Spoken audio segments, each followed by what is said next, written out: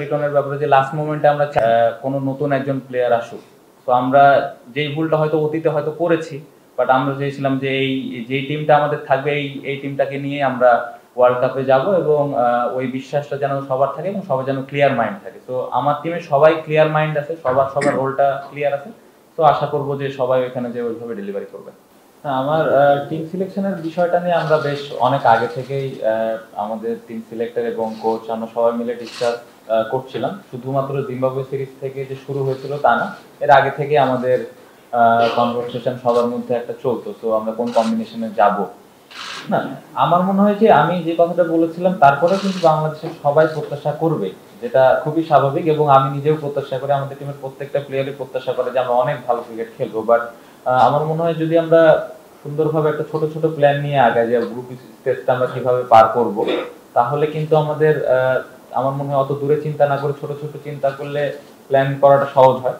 আমরা যেই গ্রুপে আছি তুলনামূলকভাবে খুব একটা যে দুর্বল গ্রুপ সেটা বলবো না। তো আমাদের জন্য এটা ডিফিকাল্ট হবে, যদি আমরা এটা পার করতে পারি তখন আমরা আবার সুন্দরভাবে আলাদা আলাদা করে প্ল্যান করতে পারবো। কারণ টি-20তে এটা আমি বিশ্বাস করি কোনো ছোট দল বড় দল নেই। তো পার্টিকুলার ডেতে যদি আমরা ভালো ক্রিকেট খেলতে পারি তাহলে অবশ্যই যে কোনো দলকে হারানো সম্ভব। না, প্রথমত এটা তো আসলে জানি না, এটা লাস্ট ওয়ার্ল্ড কাপে একটা ধারণা, বাট আমি এই বিষয়ে কিছুই জানি না। But as a young player যারা আমরা আছি অবশ্যই চাইবো যে ওনারা এত লম্বা সময় ধরে খেলছেন তাদেরকে একটা ভালো মেমোরি দেওয়া, যে ভালো একটা ওয়ার্ল্ড কাপ আমরা শেষ করে তাদের হয়তো উপহার দিলাম। অবশ্যই এটা আমাদের ইয়াং প্লেয়ারদের দায়িত্ব এবং সবার মধ্যে এই জিনিসটা অবশ্যই তো থাকেই।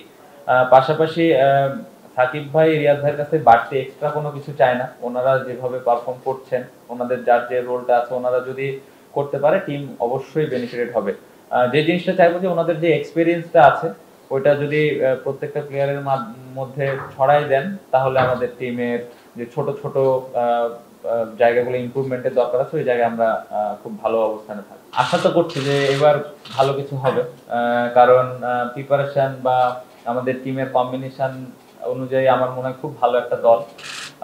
বাট ভালো খেলাটা খুব জরুরি, ওই দিনে যার যার দায়িত্ব আছে দায়িত্বটা পালন করাটা খুব জরুরি। আমার মনে হয় এটা নিয়ে সবাই ইন্ডিভিজুয়াল প্ল্যান করে এবং চিন্তাও করে যে কিভাবে আমি টিমকে দিতে পারবো। তো আমি এটা আশা করি যে এবার হয়তো সবাই ওটা ডেলিভার করবেন। না, আমাদের বোলিং ডিপার্টমেন্টটা আগের থেকে অনেক ইমপ্রুভ হয়েছে, স্পেশালি ফাস্ট বোলিং গ্রুপটা। কারণ টি-20তে আমার মনে হয় যে বোলাররা যদি ভালো বল করে তাহলে ম্যাক্সিমাম ম্যাচই দেখা যায় যে জেতার সম্ভাবনা থাকে, কারণ টি-20তে আমি মনে করি বোলাররা বেশি ম্যাচ জিতায়। তো এটা আমাদের স্ট্রেংথের জায়গা এবং যে কন্ডিশনে খেলবো সেখানে স্পিনের একটা আশা করছি যে ওয়েস্ট ইন্ডিজের ম্যাচগুলো স্পিন সহায়ক হবে। তো আমাদের স্পিনারের খুব ভালো ভেরিয়েশন আছে, তো এই জায়গাটা আমাদের স্ট্রেংথের জায়গা।